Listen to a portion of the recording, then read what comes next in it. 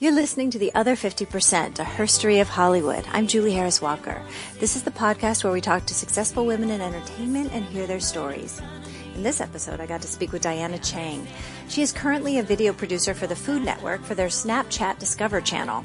At the time of this interview, though, she was working as a producer at Mashable, and she'll tell us all about it.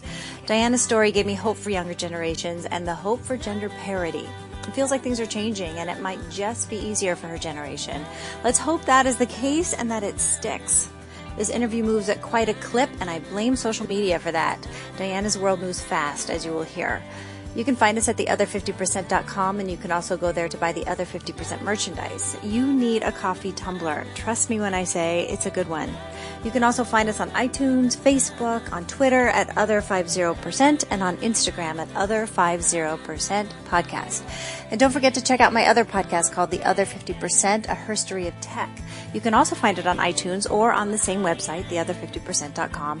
That is where I talk to successful women in tech and hear their stories. Okay, here's Diana. Okay, tell me, what do you do?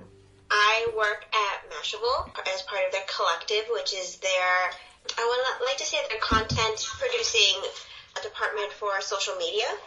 Right now, majority of us are animators, producers, and editors and videographers. And right now, primarily, we are doing content for Snapchat, for our Snapchat Discover channel, Snapchat Stories, as well as our Vine and Instagram. But we also make any other type of content that should be distributed through social media, and sometimes even for our events like the Steps and Repeats and the graphics. So it's basically its own little production agency, a little bit within Mashable that does most of the Mashable branding. Wow, so you are like at the forefront of what is happening right now with social media and kind of that. I would like to think so. Yeah.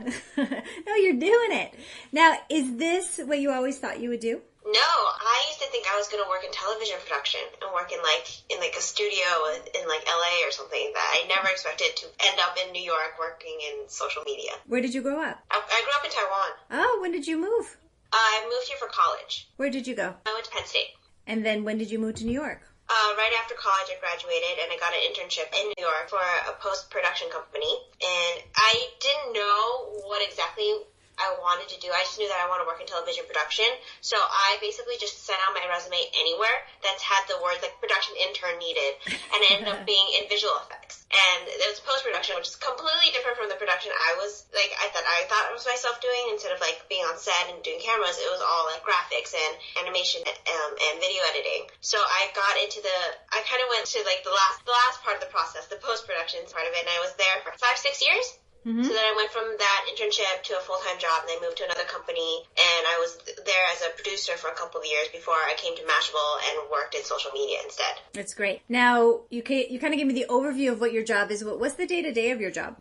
My day-to-day is to chat with other brands and when other brands are interested in partnering or sponsoring or having Mashable cover something of their content of their campaign. So whether or not it's them inviting us to an event that they're hosting, or if it's they have an ad that they want, or a campaign that they want Mashable to cover, or if it's something that they want us to cover on our Snapchat, or Mashable hosts weekly photo challenges on their Instagram sometimes. So if it's something that we wanted to host a photo challenge that's kind of on brand with what they were thinking, and so we say this is partnered with so-and-so. So it's basically just chatting with other brands and trying to figure out how that would work in the Mashable voice, and whether or not it's something that we can help with them, or if there's something interesting for them to partner with us for.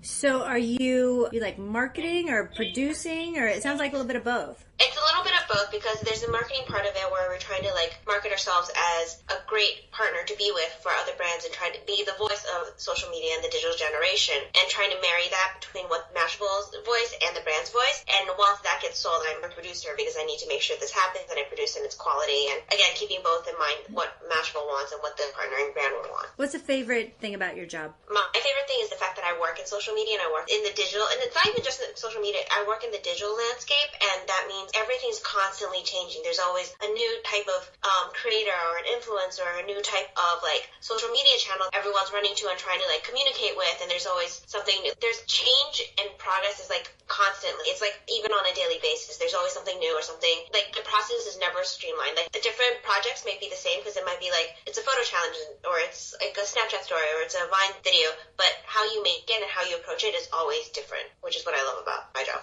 Like, I bet you never have the same day twice. Yeah, basically. And you can because it'll get boring and it'll get stale and that. And Snapchat stories are like 24 hours. So it's like everything has to be within a day and like that's it or else it's gone forever. And then I feel like that's the mentality of social media. Like it has to be instant, it has to be quick, and it has to be to the point. And then it has to be different tomorrow. Yeah, exactly. And it's like, give us another new idea. You're like, oh my God, I'm running out of ideas.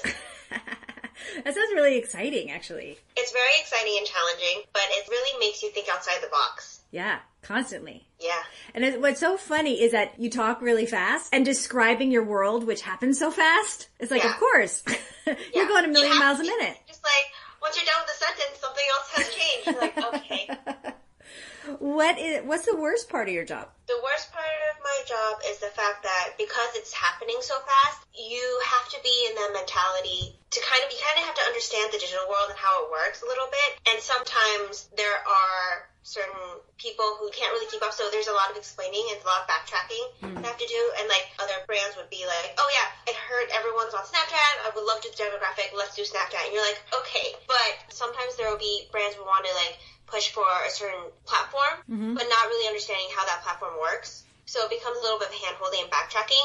That's the only downside of it, but I feel like because everything's constantly changing and everything's starting to move to the digital age, it's getting better and better. Like, would someone say, I want to do a Snapchat campaign, but I want it to be up for a week? Yeah, basically something like that. Or like, can you send us the photos and the stories before, and we'll approve it, and then you can upload it to Snapchat. And you're like, that's not exactly how Snapchat works. And no, we don't have time. Yes. Are there, as far as like men and women doing your job, is it an equal split, or is it more men or more women? For my team, it's kind of equal. I would say it sways a little bit more towards the men, but it's kind of like 60-40 on my team, at least. And I think for like the marketing side and the sales, for Mashable, it's pretty even. Oh, good. And is it fairly young? Yes, it is fairly young. Yes, the demographic, because I came from a visual effects and then I came from a company where people have been working there from like 5 years sometimes, so or even 10. And then I come to Mashable, and it's just like, this is my first job out of college. You're like, oh God. Okay, how old is the oldest person there? Well, I don't know about the oldest person, but I do know our CEO, Pete Cashmore, just turned 30 this year. Oh my God. Not this year, 2015. Wow. Yeah. That's kind of awesome. Yeah. Although, tell me this, do you think people will age out of that industry? Can you see a bunch of 45-year-olds doing this? I think so. I do, just because there are some 45-year-olds at Mashable. It's kind of not really about age. It's about like how in touch you are with the digital world and being online. And it's definitely less just because of how people have grown up with, like, some people have grown up with the internet, some people have not. But it's getting there, and I just feel like there can be more and more just of how prevalent the internet and being on mobile and smartphones are now. Yeah, everyone kind of has to get with the program. Yeah. Now, tell me this. Do you have a partner or a spouse? I have a partner. He lives with me, and we actually work together in post-production. So he's still in the post-production world, and I moved to social media. Is he at your company? He was at my old company that I was at previously. Oh, so you used to work together, and then you went and got the job at Mashable. Yes. Oh, that is great. And I'm going to ask you a bunch of personal questions, and you can tell me just to shut up if you want. It's fine. My mom shares it on her Facebook with all her friends. It's fine. My life is an open book. Well, it has to be if you're in social media, I guess. Exactly. Between you and your partner, is your income comparable? It's fairly similar. His is higher than mine, just because he is further along in his career than I am. Okay. Do you anticipate that ever being an issue between you? From us two, no. Do you think you have the potential to out-earn him at some point? I hope so. I mean, that's my own personal goal. Like, I'm not trying to, but I'm not like trying to beat him or anything. But if I can, that'd be great. How do you think he would do with that? I think he'd love it. I mean, if we could like retire and just have $1 million and just retire, that'd be great. So I feel like he's just like, whoever brings home bacon, that's fine. That's just bacon. Everybody bring it. Yeah. Let's get out of the rat race as quickly as possible.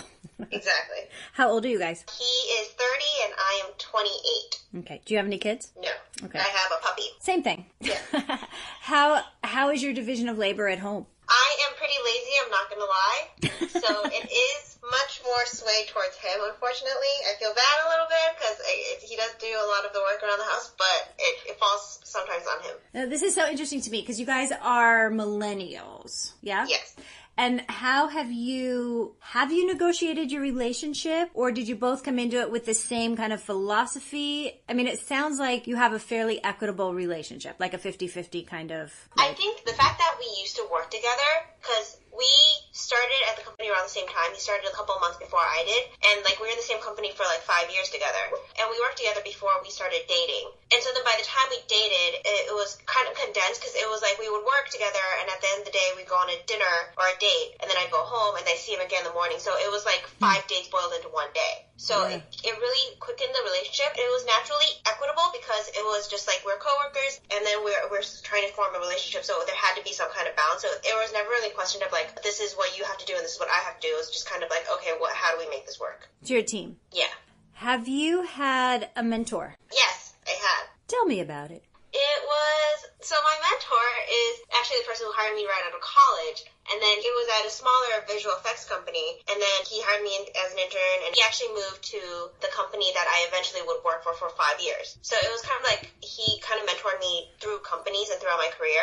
So when I switched to social media, it's completely different from what my mentor at that time was doing and stuff. So it was kind of is this okay? I mean, this is something completely new. I'm on my own. So it's kind of I had to, release that hand a little bit. It sounds like he was a mentor with the specific job that you were doing. Was he also helping you navigate, your career? It was, but it was mostly focused on visual effects just because he was in that world. I had another mentor that I worked with in my previous company, and it was a woman, and she helped me along with my career in a more, not linear stage. It was more of, questioning everything and pushing what you wanted to do. And she was very into the digital scene and virtual reality and software and video games and stuff like that. And so she was really into that, and she kind of brought that into her work as well. So that kind of was helping me to kind of figure out what I want to do and what kind of stuff I wanted to apply my skills to, which is how I got into social media, because I realized that I really loved being online all the time and using those different platforms, and I wanted to dedicate a career more towards that angle. And then where do you see yourself in 5 to 10 years? I have no idea, to be honest. And I love that because in 5 years, you don't know what the new social media platform is, and that could come with a whole new set of technology and set of job description. Right, it may not even exist yet. Yeah, exactly.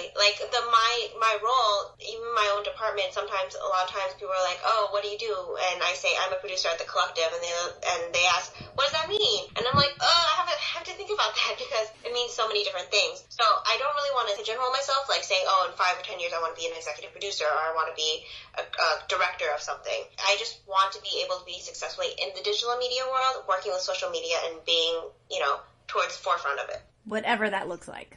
Yeah, who knows? Could be androids and robots. Who knows? Right. We could just take a pill and see all the entertainment in our eyelids. Exactly. You never know. Exactly. Do you feel like you've experienced any gender discrimination getting where you are? Not really. I haven't. No, I don't think I have. I think it's more of the fact that, not to put a race stereotype into this, but I am Asian. I'm an Asian woman, and I look very young for my age. So going into Mashable, it was fine because it was a lot of people there, the average age was pretty young. But when I told people there that I was 28, those met with a lot of surprise, and they didn't mean anything by it. But it also, throughout my career, I look like a child, but it's trying to be please take me seriously. So it's less about gender, it's more about, I'm not a college student anymore. Right, I am a grown-up. Yes. Well, eventually, maybe that will work in your favor. Hopefully, Maybe yeah. you can stay in that digital space a lot longer. Yeah, for sure. Are you paid as much as your male co-workers? I actually don't ask. Yeah, no one does, right? We never really know. Yeah, I feel I feel very weird asking people about that, just because, and it's also the fact that I started at Mashable 8 months ago, so I'm fairly new. So it's kind of hard to ask comparatively, because it's what if they've been there for 3 years? It's how to it doesn't really apply. Right, and honestly, who's going to tell you? Yeah. Did you negotiate when you came into this job? Yes, I did. Good for you. What percentage more did you get by negotiating? I got exactly what I asked for. Well done. Do you consider yourself a success? I think so. Not financially speaking, because obviously anyone would always be like, oh, of course I would love more money. But I do think it's a success just because I am doing something that I love, and it is using skills that I've developed over the years. It made all my years working in a different industry worth it because it did give me the skill sets that I needed for this job. What was the other industry? Post-production. What are the skills that crossed over? Time management, being able to produce, being a project manager, multitasking, and learning about the different production process of media, how like a video gets edited, how a graphic is getting made, like the time it takes and the energy and the technology behind that really helps with social media, because when you make something or you make a video or you make a graphic, it really puts your mind in perspective about how you should frame the timing or how it should look or how much time and effort it will take to make something of that quality. Yeah. You know, I always think production people should go on The Apprentice because I think they'd win every time. Oh, yeah, absolutely. Like, once you have that skill set, you can do anything. I know. Once you're there, they're like, oh, you can make anything happen. Exactly. Okay, I know a few people, or at least I know someone who can know someone. Like, I'm resourceful. Let's do it. Would you consider yourself a badass? No. What do you think that means when you hear that word? I think a badass is, well, quite frankly, like my mentor, the girl that I was talking to you about in my previous job, just because it was someone who like really knows her stuff and that is taken seriously. Like when she says something, it's kind of like, yes, like people take it without any doubt and they just take it for a word for it because they trust their opinion. I feel like since I'm still so new to the social media, I'm not quite there yet. Just because I've only been a Mashable for 8 months, so it's not like I've got that experience under my belt, but I think it takes some time. But I hope I can be a badass one day. You aspire to badassery? Yes. Excellent. How do the men and women work together where you are? I think if you like read Mashable and the voice of it online, it's very fair, it's very equal, and it does put gender awareness and like sexuality and like all this great stuff in mind. So I feel like at Mashable, I'm very comfortable with who I am, and they encourage it with whoever you are, and it's a very accepting place.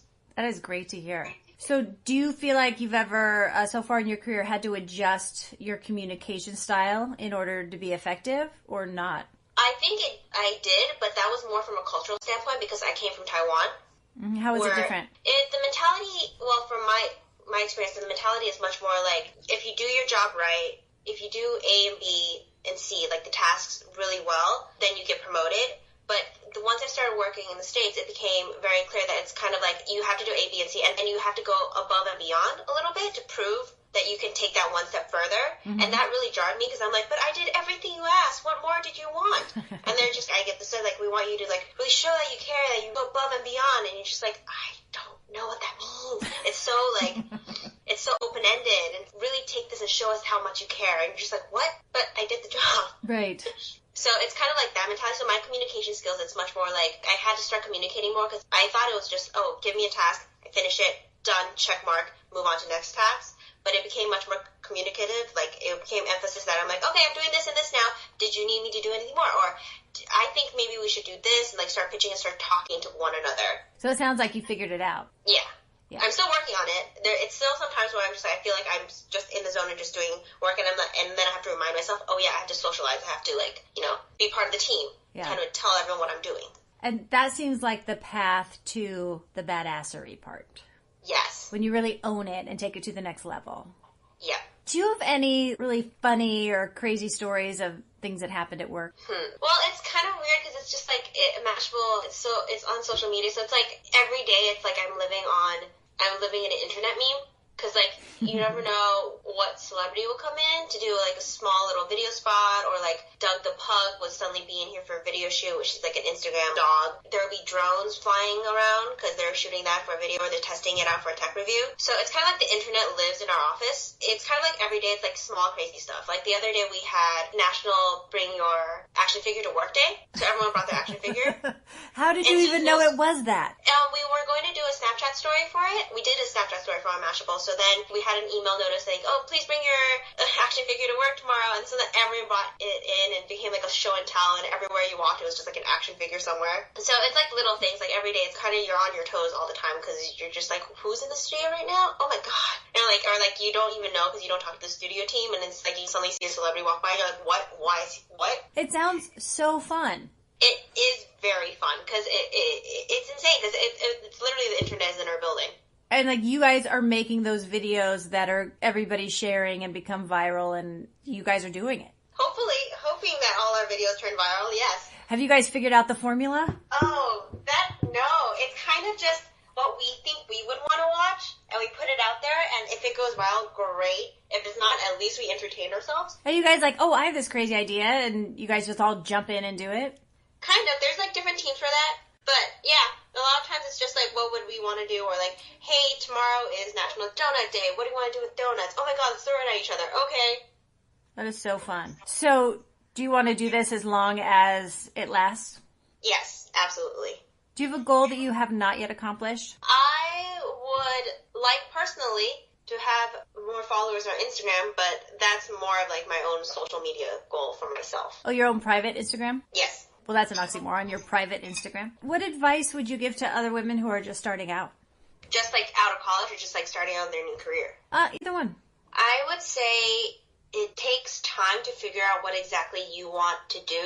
If someone told me earlier, like, there's no such thing as a dream job, that would make things life easier for me, just because I was always chasing that golden egg, you know, that's saying like, oh, I have to like something that's perfect for me that hits all the goals, and it's not like that. A job is a job at the end of the day. It is work. There is stress involved. There's always pros and cons to it. It's like life. But I feel like my advice is just like, don't think that you're going to land your dream job right out of college. Like you're not always going to get it exactly right out of college. And if you do find your dream job or find a job that you think is perfect for you and find something that will last you for the rest of your life, that's great. But it's not always that case. Oh, I think it's hardly ever that case. But it sounds like you may have found your dream job. I hope so. But again, it's been less than the first year. The honeymoon period is still on, I feel like. Well, it's funny because I will say you're the youngest person I've interviewed so far, and it's night and day from the experience women who are 50 have had in their career. It's really very encouraging. Well, wait 20 years and ask me again these questions and see what I say. Well, with any luck, I'll be in a position to ask you. Say, hey, how'd the last 20 years go? But it sounds like things are getting better. Yeah. I mean, from a gender perspective. It's really exciting. Thank you so much for talking to me. It was really nice to meet you. No, so nice meeting you too. You've been listening to The Other 50%, a herstory of Hollywood. I'm Julie Harris Walker. I'd like to thank Diana Chang for sharing her story, and special thanks to Kate McDougald and Jonathan Lucas for editing, Jay Rowe, Danny Rosner, and Allison McQuaid for the music.